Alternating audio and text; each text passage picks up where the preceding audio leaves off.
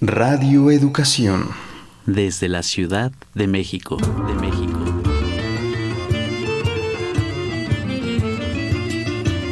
Somos paisaje interno. Somos paisaje interno. Somos paisaje interno. En constante proceso de transformación. Lo social nos condiciona. La emoción nos mueve. Y nuestra percepción crea la realidad.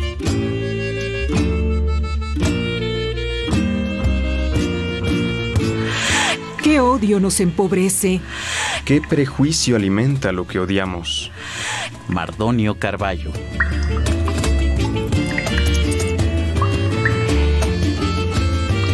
Dejemos de ser espectadores.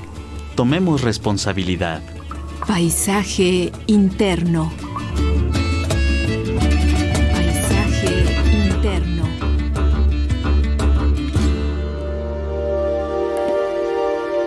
Suscribo lo dicho por el veterinario David Wallner Taves.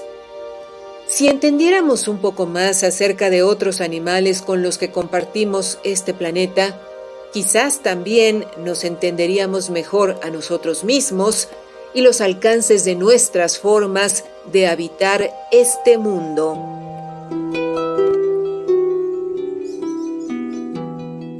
La pandemia de coronavirus es una manifestación, entre muchas, del modelo de sociedad que comenzó a imponerse a nivel mundial a partir del siglo XVII y que ahora está llegando a su etapa final. Una de las características esenciales de este modelo es la explotación ilimitada de los recursos naturales. Esta explotación está violando fatalmente el lugar de la humanidad en el planeta Tierra.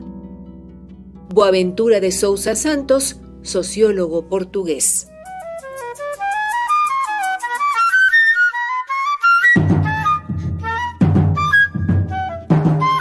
Radio Educación transmite a través de sus frecuencias 1060 de amplitud modulada, 96.5 de frecuencia modulada y www.radioeducacion.edu.mx.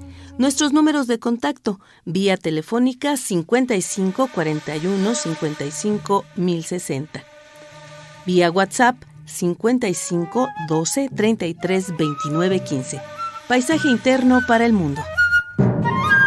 Usted que nos sintoniza, ¿sabía que el 75% de las enfermedades infecciosas emergentes que nos afectan a los seres humanos son de origen animal? Le invitamos a ser parte de esta emisión grabada de Somos Paisaje Interno, en la cual la música juega un papel esencial. Las canciones nos persiguen, van lado a lado contando nuestra historia.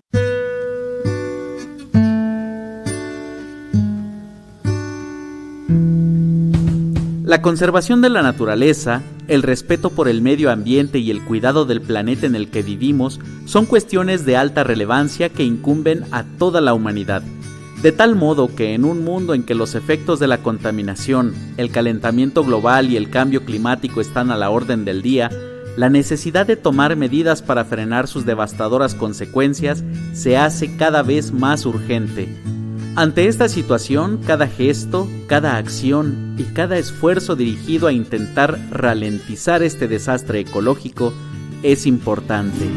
De niebla traigo el aliento, de ojos con agua de mar. Soy lágrimas que al llorar se llueven de sentimiento.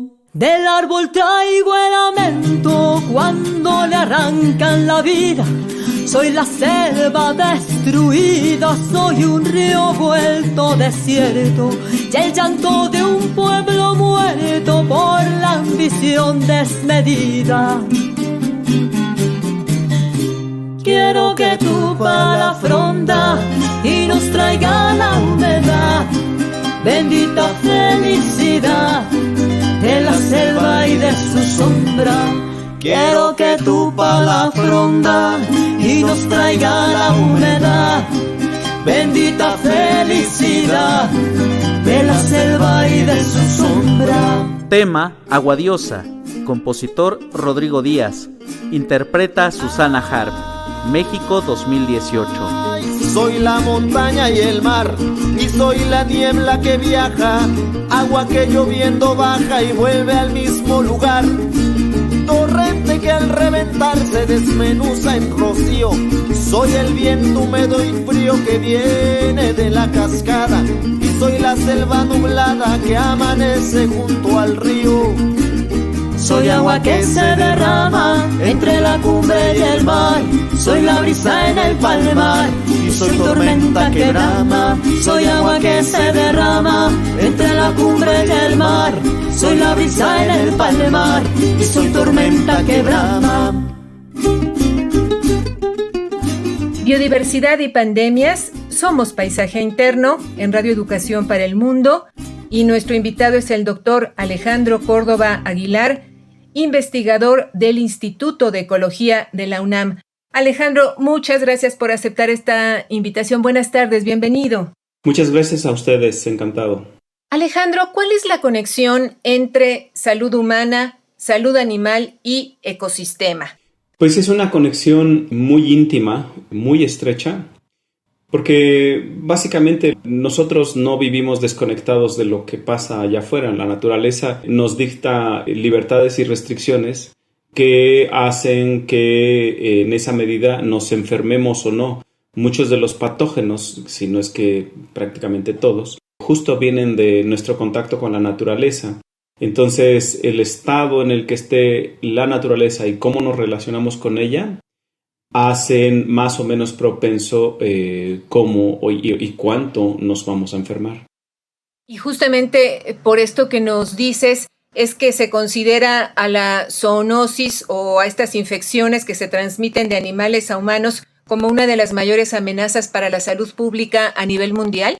Sí, efectivamente, la zoonosis, como bien lo dijiste, pues son estas enfermedades que pasan de los animales no humanos al humano. En la medida en que nosotros mantenemos una relación sana, entendiendo por sana pues el amplio sentido, desde el buen trato, un trato ético, un trato legal, un trato amable, amigable con los animales y otros seres vivos, no nada más son los animales, sino también hay otros seres vivos, pero digamos la zoonosis estrictamente animales. En la medida que tenemos esa relación sana, nuestra condición, calidad de vida en términos de qué tanto nos podemos enfermar, también se mantiene sano. También seremos capaces de mantener este estado de salud idóneo, ¿no? Donde pues vamos a estar menos sujetos a imprevistos. El humano sin duda ha estado siempre sujeto a una serie de patógenos, y estos patógenos siempre están ahí. Los que más nos han afectado, los que son de mayor prevalencia y de mayor importancia, son los novedosos, los que justo de pronto se presentan y que no son tan predecibles. Si me lo permites, detenernos en este punto. Hablas de la importancia de una relación sana con los animales, un trato ético, legal y amable. ¿Nos puedes explicar en qué consiste? Sí, pensemos por ejemplo en una comunidad rural, por ejemplo, donde muchos de sus integrantes tienen una relación de diferentes modos con la naturaleza. Esta relación puede ser, por ejemplo, a nivel de producir sus propios alimentos. En el caso de alimentos animales, pues van a tener, por ejemplo, gallinas, cerdos, otros animales domésticos que son para su calidad de vida, para su propio bienestar o para el cuidado de sus propios recursos, como pueden ser perros. Y además de estos animales, estos personajes también tienen una relación con la naturaleza de tal forma que también hacen uso de ella, por ejemplo, la cacería. Esta forma de relacionarse con los animales estrictamente es una forma muy tradicional, es una forma que no es el caso nada más para un solo país o un tipo de cultura. Es algo que permea prácticamente a toda la humanidad, no tan solo en este momento en todo el mundo, en estas entidades rurales, digamos, sino también en términos históricos. Esa relación que se establece con estos organismos, con estos animales, se entiende legal en primer lugar porque esa relación está regulada por una serie de políticas, tanto públicas, tanto quizás culturales, etcétera, que les permite, por ejemplo, tener una relación con estos animales de una forma que está limitada por estas regulaciones, ¿no? Es decir, por ejemplo, La forma en que tienen que relacionarse con los animales que cazan es que quizás cacen nada más un tipo o una serie de especies, ¿no? O quizás ciertas edades. Esta es una relación sana en el sentido si se sigue, es porque, bueno, siguen las políticas que les dicta, en este caso, bien las prácticas culturales propias del lugar o las políticas públicas, ¿no? Por ejemplo, el gobierno. Ética sería sana en el sentido de que, pues, por ejemplo, no van a cazar animales que estén en un estado en que los hace más vulnerables, por ejemplo, a esas especies. Por ejemplo, muchos cazadores respetan a las hembras que están preñadas, ¿no? En este caso.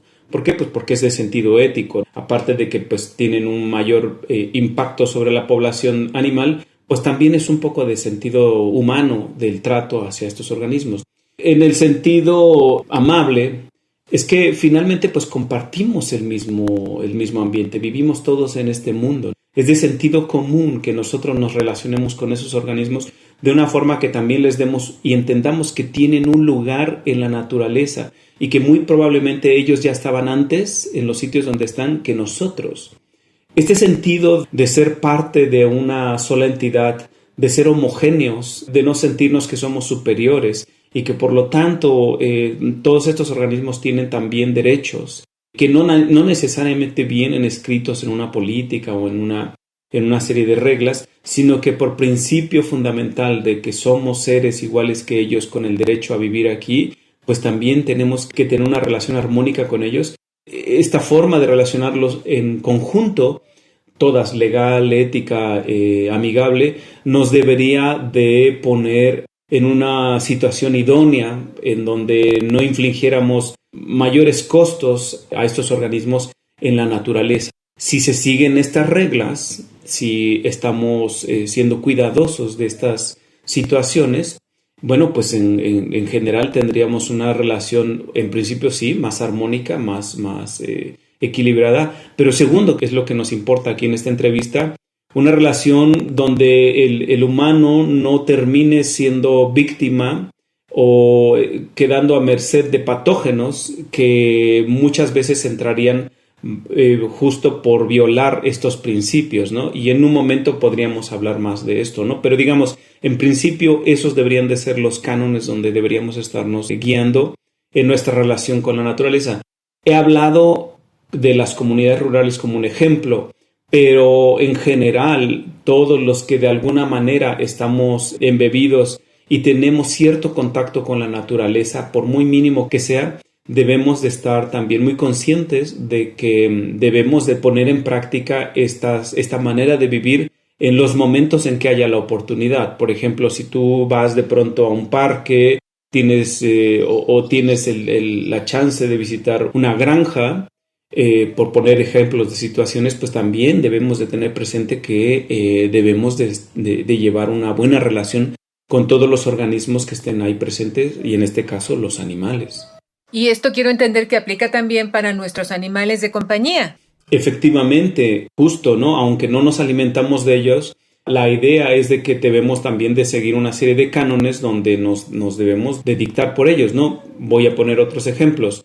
El trato que debemos de dar a nuestros animales domésticos o animales de compañía, por ejemplo, perros y gatos, es de una forma tal que vigilemos su estado de salud, ¿no? Donde estemos al pendiente de que no se enfermen porque pues eso tiene no tan solo consecuencias para ellos, podrían tener consecuencias al final para otros miembros de la familia o incluyendo otros animales de compañía. Entonces, Alejandro, en nuestro siglo XXI, nuestro modo de vida y esta manera que tenemos de relacionarnos con la naturaleza es lo que está propiciando el desarrollo y propagación de virus como el del SARS-CoV-2. Sí, el caso específico de este virus sí tiene fuertes elementos de origen zoonótico, ¿no? Donde al parecer pues el mercado ilegal de varias especies de mamíferos en China, en la zona donde hubo el brote parece que fue el origen del problema. Estos animales se cazan de forma ilegal y con muy bajos niveles de cuidado ya después de la cacería en los mismos mercados, propiciaron muy probablemente que estos virus de los cuales estos animales estaban enfermos y que no sabemos incluso si eran de gravedad para ellos, al haber, entre comillas, brincado al ser humano, propiciado esto porque ya teníamos un contacto muy cercano por los cazadores y por los vendedores en los mercados y los que preparan esta carne, propiciaron que este virus brincara de una especie a otra, en donde muy probablemente en el caso del humano, pues como no había una historia evolutiva previa, nos pone a merced de este virus y su gran capacidad destructiva, en este caso, pues la sintomatología que produce y la consecuente gravedad de los casos en muchos pacientes derivando en muertes, tristemente. Ahora bien, ¿las epidemias y las pandemias del pasado comparten alguna o algunas características con la actual? Sí, Ana, lamentablemente no hemos sido capaces de releer nuestra historia y aplicar lo que hemos aprendido de ella. El caso más parecido es el caso del SIDA. El SIDA, pues a nosotros los que tenemos pues más de 40 años, digamos, nos tocó el origen, haberlo visto, haberlo experimentado, quizás no de primera mano, pero sí en las noticias, donde justo este virus que causa serios problemas al sistema inmune humano, este virus, su origen es de otros primates, de otros simios. Se ha rastreado su origen en chimpancés y muy probablemente el contacto cercano, muy probablemente por cazadores furtivos, dio lugar a que este virus también saltara de los chimpancés a nosotros y otros primates. No tan solo estaban chimpancés, sino también están en otras especies de primates. Esta situación no es lejana. Lo nombro porque es quizás uno de los casos más familiares que más nos puede llegar a todos a recordar, a hacer clic, porque justo es eso. Y no hemos aprendido de estas tristes experiencias, ¿no? La historia no nos ha servido de mucho y sigue siendo una situación que ocurre. Ahora mismo hay mucha preocupación en todo el mundo porque ahora con el advenimiento de las vacunas y como especie de respiro para todo el mundo, se relajan nuestras medidas de seguridad, se relajan la situación que nos llevó a esto y hace que muy probablemente la economía esta ilegal vuelva a reactivarse en el sentido de que regresen a la relación esta de estar buscando animales que o están vedados o la forma en que se han utilizado ya para ingerirse no son las más adecuadas. Entonces, sí, efectivamente, históricamente esto nos vuelve a enseñar que estamos de nuevo en una situación de alta vulnerabilidad porque nuestra forma de relacionarnos con la naturaleza, a pesar de que la sabemos cómo debe ser, pues no la respetamos. Y si seguimos bajo esta idea o bajo estos cánones de relación con la naturaleza, ¿es previsible, doctor Alejandro Córdoba Aguilar, que tengamos otras pandemias en el futuro inmediato? Sí, por supuesto. Se cree, los científicos creemos que en todas partes en este planeta, imagínate cuántas comunidades viven en las condiciones que yo te digo. El ejemplo más común o el que más suena pues es el de China, pero en todas partes, todos los países de alguna forma y sobre todo los países donde tenemos una fauna increíblemente diversa y un tanto exótica, muy llamativa, se presta mucho a que la gente salga a cazar estos animales, salga a obtenerlos y que imagínate todo esto, sobre todo en los trópicos, en los países que tenemos la gran fortuna de tener una riqueza tropical. En estos países hay grandes mercados, hay grandes intereses generados a partir de, del consumo o de la colección de estos organismos y que generan al final que la gente vaya y que obtenga estos animales y los ponga en contacto directo con el humano. Esto nos pone en muchos focos rojos, en realidad, en todo el mundo, donde en cualquier momento uno o más de uno se puede perder el control. En muchas ocasiones, de hecho, no los conocemos, pero si uno se adentra en la literatura científica, hay pequeños focos rojos que se van publicando a menudo sobre justo casos de pequeños brotes zoonóticos que no logran proliferar, que no alcanzan el nivel pandémico pero que están ahí y que quizás las condiciones no propiciaron que se hicieran de dimensiones graves. Pero sí estamos justo a la espera en cualquier momento de que tengamos una pandemia que se esté gestando por ahí o que próximamente se geste y que vamos de nuevo a lamentar. Ahora bien, situaciones como los cambios medioambientales, el calentamiento global, por ejemplo, y la movilidad humana, ¿son factores que aceleran o pueden acelerar la emergencia de zoonosis? Sí, claro. No tan solo, aunque la interacción humana con estos organismos es lo más común, otra manera en que puede pasar es que estos factores que tú mencionas son muy probables. Por ejemplo, la cuestión de qué tan degradados están los ecosistemas.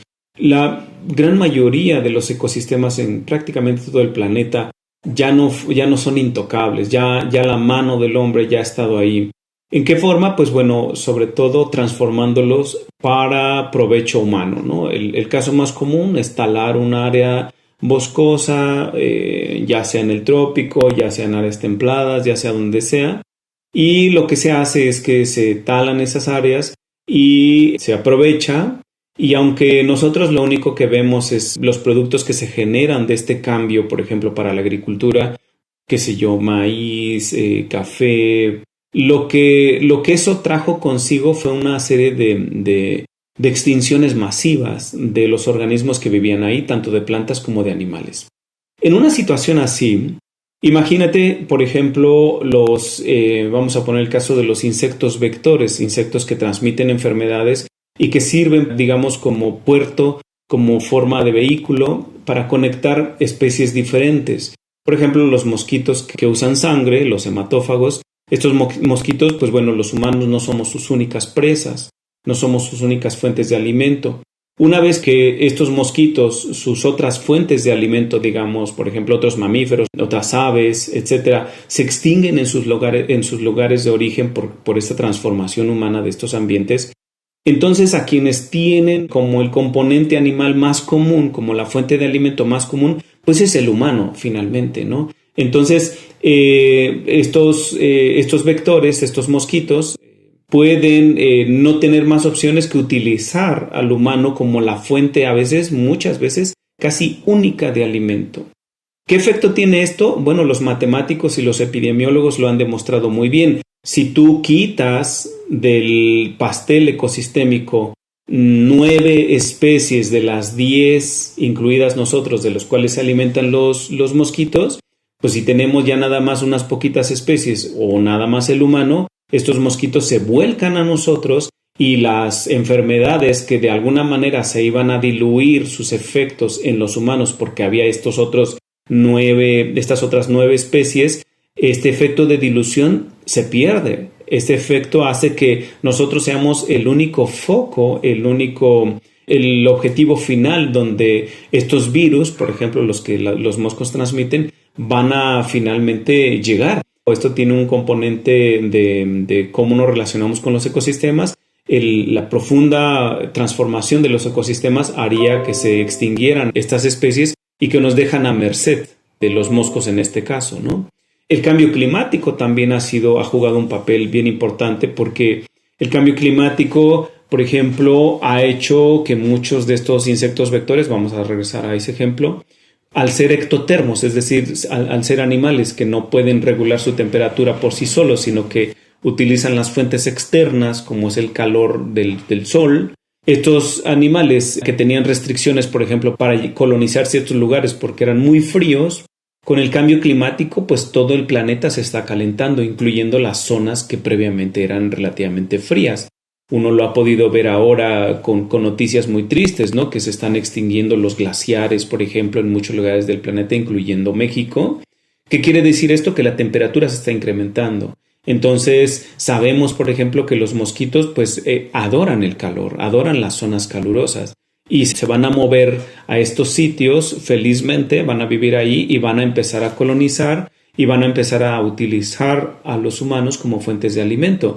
Ahora tenemos cada vez que los rangos de distribución no tan solo de los mosquitos, sino de las enfermedades que portan y de las que nos enfermamos, muchos virus, por ejemplo el dengue, Zika, chikungunya, pues ya están ocurriendo a altitudes que antes no se registraban. ¿Por qué? Porque antes hacía frío en esas alturas y ahora ya no, ahora hace calor. Ese cambio climático ha favorecido, entre otros organismos, pues a estos, ¿no? Y nos ha puesto más a merced de ellos. Estos factores ambientales nos hacen que este aspecto de la zoonosis sea todavía más complicado, más complejo, ¿no? Porque no es nada más, como nos dicen muchos políticos, no es nada más una cuestión de adaptación a estos ambientes, ¿no? No es una cuestión nada más económica, por ejemplo, es una cuestión de salud.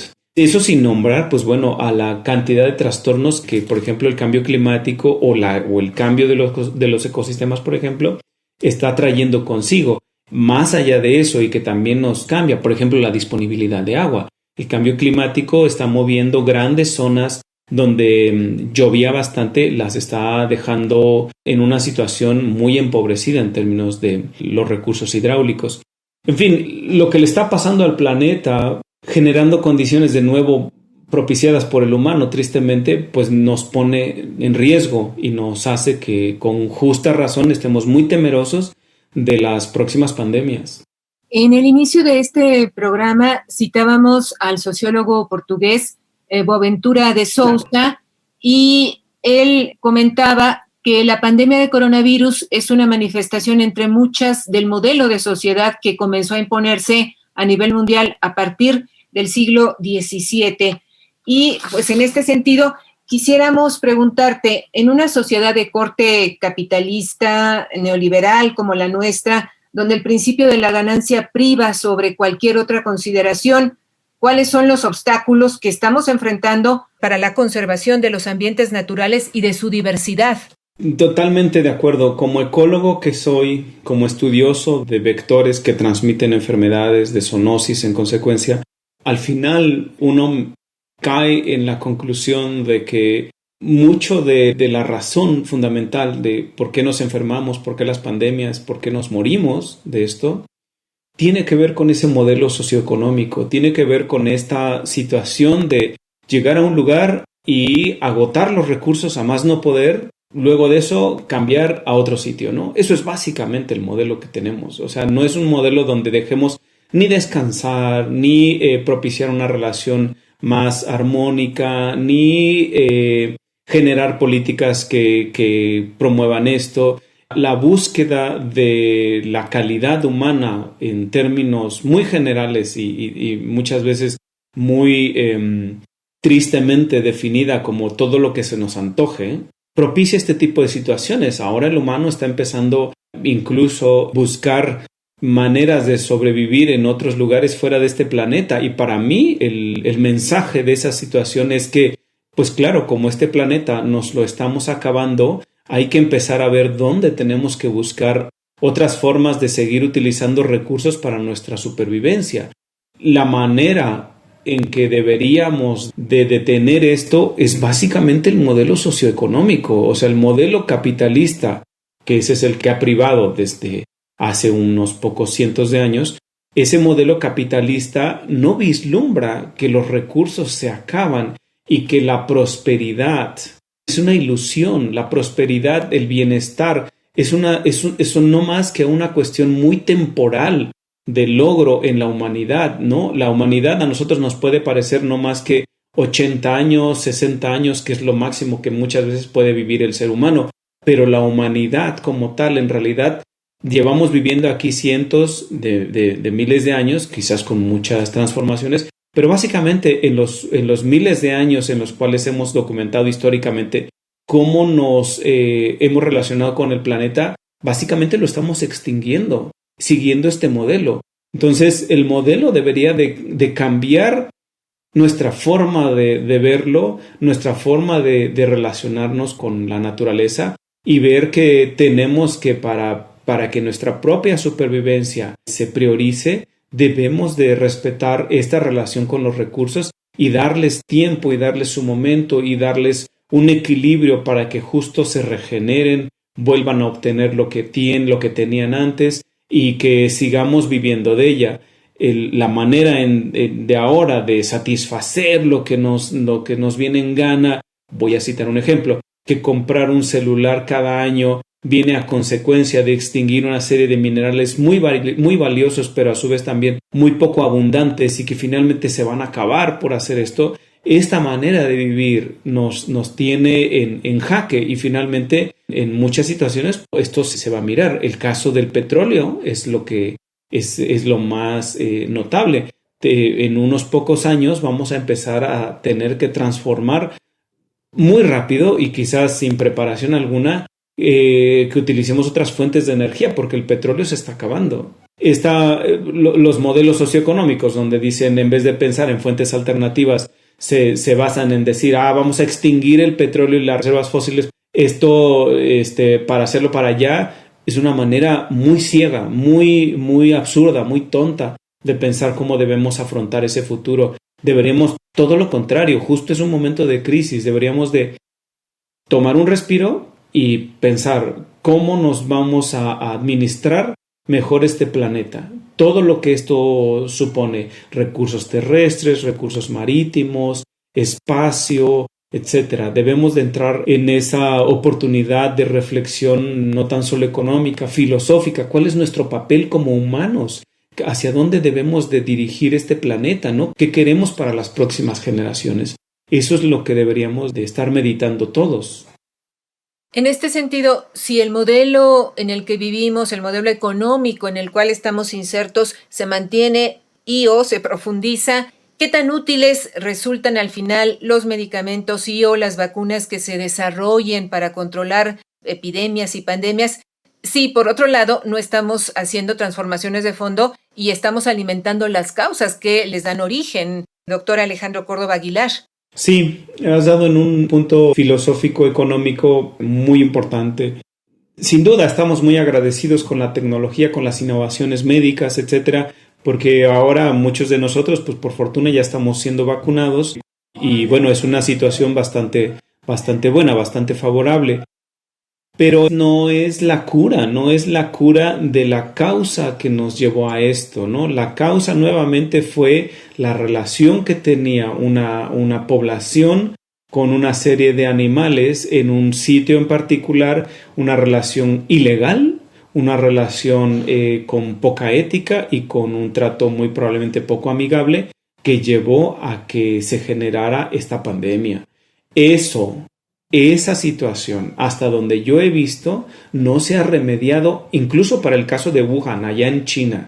O sea, las autoridades al principio sí fueron bastante estrictos, pero por lo que sea ahora se han relajado nuevamente, ¿no? ¿Por qué? Porque, como claro, en un gobierno como es el chino, donde todos lo sabemos, tiene un sistema socioeconómico donde el crecimiento y esta calidad y vender es justo la manera de propiciarse, pues no van a atender de nuevo a una situación de un uso más equilibrado, más razonado de los recursos. Entonces, tú puedes innovar y tener todas las vacunas que quieras y tener todos los medicamentos que quieras, pero finalmente vamos a seguir enfermando y quienes se benefician de esto, pues son en este caso las empresas farmacéuticas, los grandes laboratorios. Nadie se ha puesto a pensar, o poca gente se ha puesto a pensar, excepto los filósofos y algunos epidemiólogos, que los grandes favorecidos son las empresas estas que están controlando al planeta, controlan la economía de muchos países. Entonces, por supuesto que a ellos les conviene que tengamos este tipo de situaciones. Y no hablo de que ellos sean los agentes que nos estén llevando a que nos enfermemos, no. Pero digamos, no ayudan en la ecuación de cómo apagar estas causas. Te voy a poner varios ejemplos. A mí a menudo me llegan las convocatorias para someter proyectos sobre investigaciones, en este caso sobre COVID-19, ¿no? Pero muchas de estas investigaciones tienen que ver con innovar nuevos medicamentos, con apagar o tratar de solucionar las consecuencias negativas que hemos tenido del encierro, producto de esta pandemia, etcétera. Siguen siendo situaciones que no van a la raíz del problema. Raramente hay convocatorias donde haya fondos de dinero para justo promover que tengamos una mejor relación con la naturaleza. Es muy raro que encuentres una situación así, porque poca gente, y quizás hay intereses de por medio, entienden que el problema es diferente. De nuevo, no estoy atacando a los científicos que son grandes genios, me queda claro, y que los que estuvieron detrás de la manufactura de esta amplia gama ahora de vacunas y que lo hicieron en un tiempo increíblemente récord. Les estamos profundamente agradecidos. Pero ellos estarán de acuerdo conmigo, no soluciona el problema. Esto es como la vacuna de la influenza, ¿no? Nos soluciona el problema de forma, digamos, estacional, muy temporal, pero no es la manera de que vayamos a la raíz de esta situación y vamos a estar cayendo eventualmente en estas situaciones una y otra vez. Esta es una emisión grabada de Somos Paisaje Interno. El tema de este día: biodiversidad y pandemias. Nuestro invitado es el doctor Alejandro Córdoba Aguilar, investigador del Instituto de Ecología de la UNAM. Si quiere comunicarse con el equipo de esta serie, le pedimos que envíe un mensaje a nuestras redes sociales. Nos encuentra como Somos Paisaje Interno. Hola, soy Jorge Ricards, director general de WWF México. Un saludo a todas y a todos, muchas gracias a Radio Educación por este espacio. Y esta pandemia nos ha comprobado una vez más cómo a mayor degradación de la naturaleza, a mayor pérdida de especies, mayor es el riesgo para la salud humana. Varias enfermedades que se han contagiado de especies animales a los seres humanos han afectado a la humanidad en muchos países de forma muy grave. Una de las enfermedades más claras ha sido el paludismo en México, que es transmitido por un mosco, producto de la alteración de los flujos naturales de agua, que da espacio a acumulaciones no naturales y también a vegetación que permite que estos moscos crezcan y por lo tanto se transmita el protozoario que nos da el paludismo y que causa muchas muertes. La misión de WWF es contribuir a construir un futuro en el que los seres humanos vivamos en armonía con la naturaleza. Y específicamente en WWF México trabajamos para la conservación de los océanos y sus especies, particularmente tiburones, rayas, ballenas, tortugas marinas, ecosistemas en áreas terrestres con áreas naturales protegidas y ecosistemas importantes y especies como por ejemplo el jaguar, la mariposa monarca, y también trabajamos para darle un uso sostenible y proteger el caudal ecológico del agua, que es la fuente de la vida, para asegurar que todos y todas tengamos agua muchos años hacia adelante, y finalmente también en la lucha contra el cambio climático, tanto para evitar que sigamos emitiendo gases de efecto de invernadero y cambiemos nuestros hábitos de consumo, como también el adaptarnos al cambio climático y cambio de temperatura global.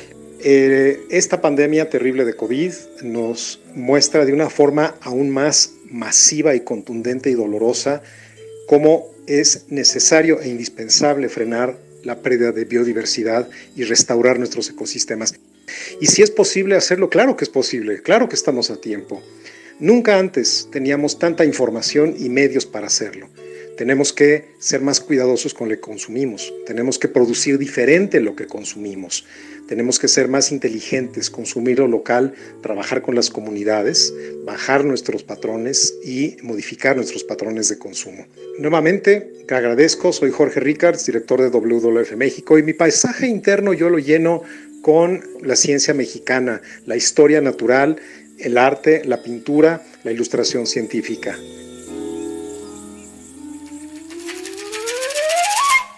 Tu participación enriquece nuestra experiencia. Nuestros medios de contacto son el 55 41 55 10 60 o 55 12 33 29 15. A través de nuestras redes sociales estamos en Paisaje Interno y en Radio Educación.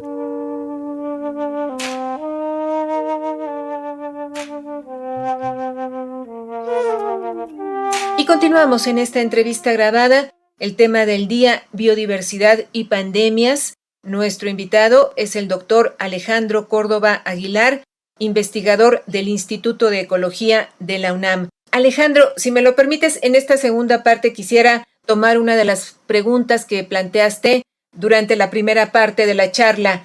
¿Cómo administrar mejor este planeta? En el entendido de que no somos la única especie, no debemos de tener o de suponer privilegios que violen los privilegios de otros organismos que también con quienes compartimos este gran hábitat. Con ese principio deberíamos de relacionarnos. Si tú lo ves, en realidad este es un principio ni siquiera ecológico, ni siquiera epidemiológico, este es un principio filosófico, es un principio de vida, este hasta sería un tema de charla entre amigos, ¿no? ¿Cómo deberíamos de vivir? En consecuencia, la mala percepción que tenemos, la errónea percepción de que somos el ser favorito de este planeta, nos pone en una situación de mucho riesgo, sobre todo para las otras especies en principio, pero segundo, pues lo que nos lleva a este programa, que es el riesgo de las enfermedades de origen zoonótico. Voy a mencionar un tema sensible, por ejemplo, el caso para ilustrarlo mejor, el caso de la religión. Prácticamente todas las religiones, prácticamente todas, y los radioescuchas que estén en esto, espero que lo mediten, prácticamente todas las religiones ponen en la escala jerárquica de organismos privilegiados o priorizados por el Dios o los dioses que la religión que uno quiera o que uno profese le dicten, la especie que es primordial y que sería la favorita, digamos, de cualquier religión, es el humano. Y en mayor o menor medida, cada una de las religiones dicta que el planeta, lo que nos rodea, está hecho para que nosotros nos aprovechemos de eso sin mirar si esos organismos tienen derechos, si tienen una situación desfavorable producto de cómo estemos usándolas, y por lo tanto nos pone una especie de supremacía. Este enfoque religioso, y que también se puede llevar a otros terrenos humanistas en general, nos pone en una situación pues mal, porque ciertamente no es así. Desde el punto de vista evolutivo, la creación que nos marca los cánones religiosos es errónea, o sea, somos igualmente producto de la evolución orgánica. Estamos aquí gracias a una serie de adaptaciones, gracias a una serie de competencias que en términos generales nos ponen a nosotros como a todas las especies que están actualmente ahora viviendo en el planeta, pues eso, en una situación afortunada, porque hemos podido sobrevivir un montón de adversidades naturales y la consecuencia de esa supervivencia es que estemos aquí. En otras palabras, no somos los beneficiarios, no somos las personas líderes, ni somos los amos de la naturaleza. Esa naturaleza que está allá afuera tiene un lugar y tiene una razón. Lo que quiero poner es un contexto filosófico, un contexto que, sin ofender a nadie, simplemente quiero como llamar la atención para que la gente, el ciudadano común, ni siquiera nada más los científicos, medite sobre esta perspectiva, ¿no? Sobre nuestro papel en esto. Ahora, el grado en que hemos modificado este planeta a como lo tenemos, involucra o supone que nos involucremos más en su cuidado. Si estuviéramos teniendo esta conversación hace 300 años, por ejemplo, muy probablemente no estuviéramos tan consternados de este papel del humano en el planeta. Pero lamentablemente estamos en un momento histórico donde la mayoría de las funciones de este planeta están en riesgo. Funciones me refiero, por ejemplo, a la polinización, a la producción de oxígeno, a la purificación de agua, a todos esos servicios naturales de los cuales dependemos pero no nos fijamos, no nos damos cuenta. Pues muchos de estos servicios que ocurren de forma gratuita, digamos, en muchos casos, imagínense la producción de frutos gracias a los polinizadores, no la pagamos. Esos servicios están en riesgo. Este momento histórico lo que supone es que debemos de involucrarnos más en el cuidado de la naturaleza, porque de eso no tan solo debemos de tener vigente que esos organismos requieren estar aquí por el hecho mismo de que están aquí, porque es un tesoro, al igual que todo, ¿no?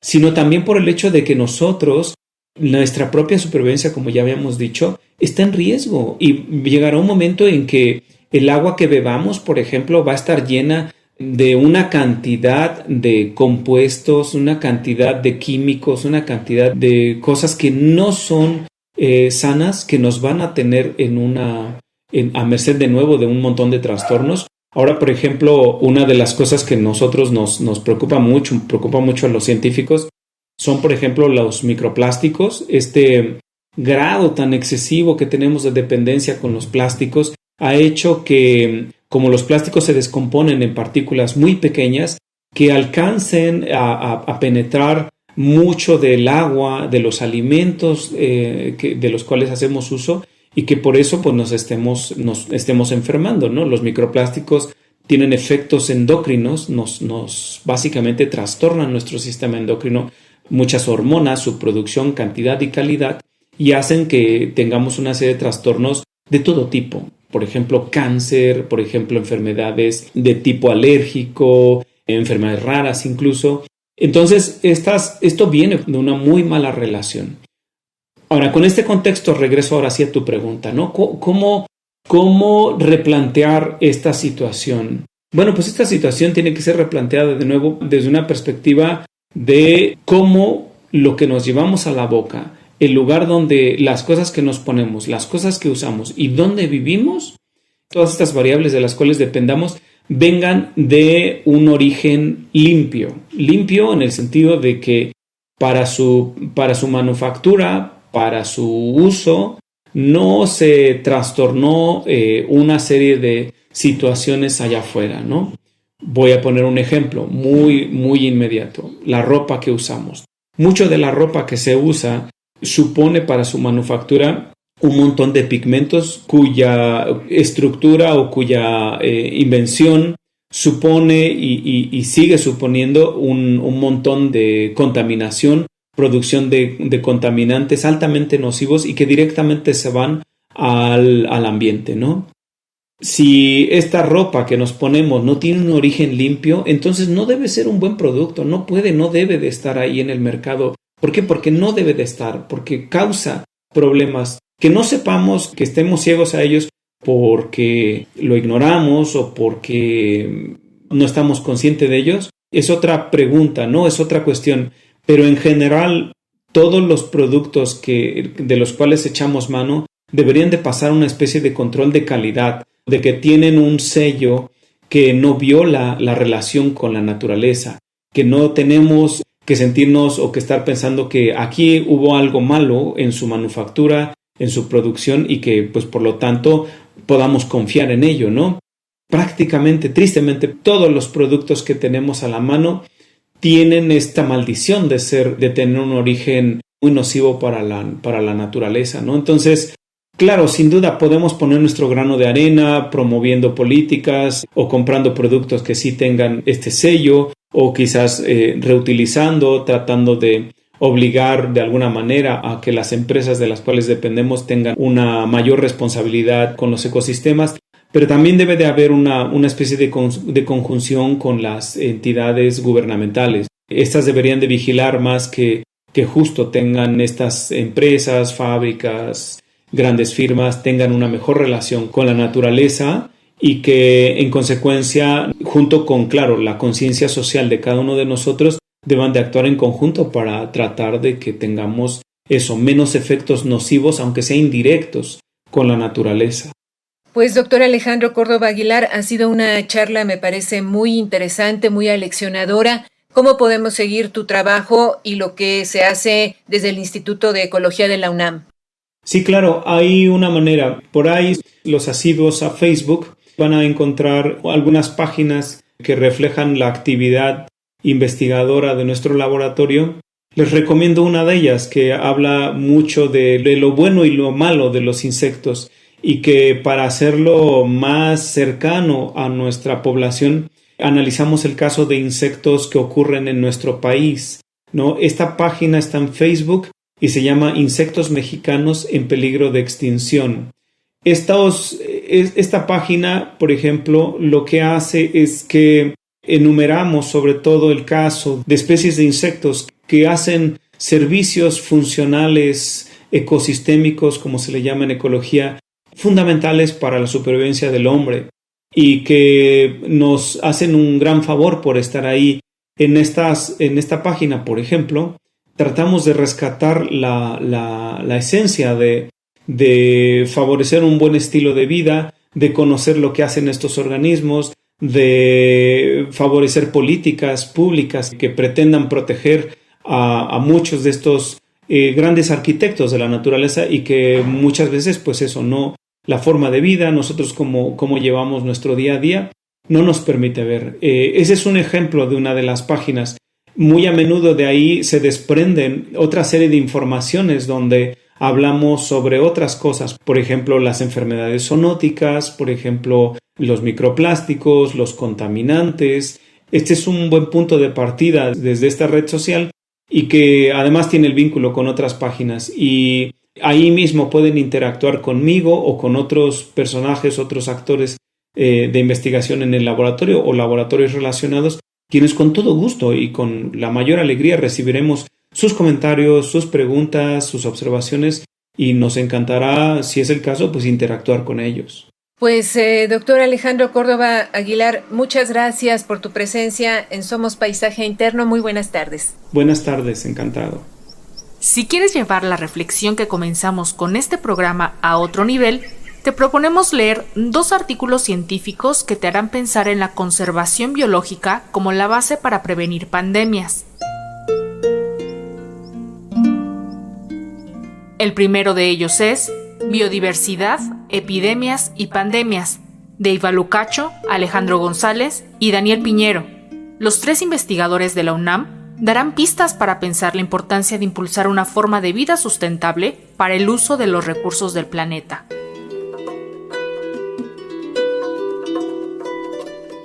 El segundo es La pérdida de la naturaleza y el surgimiento de las pandemias, protegiendo la salud humana y planetaria, del Fondo Mundial para la Naturaleza, en el que se plantea cómo el comportamiento humano y los factores demográficos incrementan los riesgos de la expansión de las pandemias.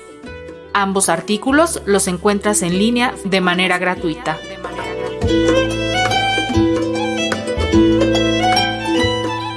En la parte final de este programa, vamos a darnos un momento para escuchar Nuestro Paisaje Interno. Bienvenido a tu paisaje interno. Agua encantada.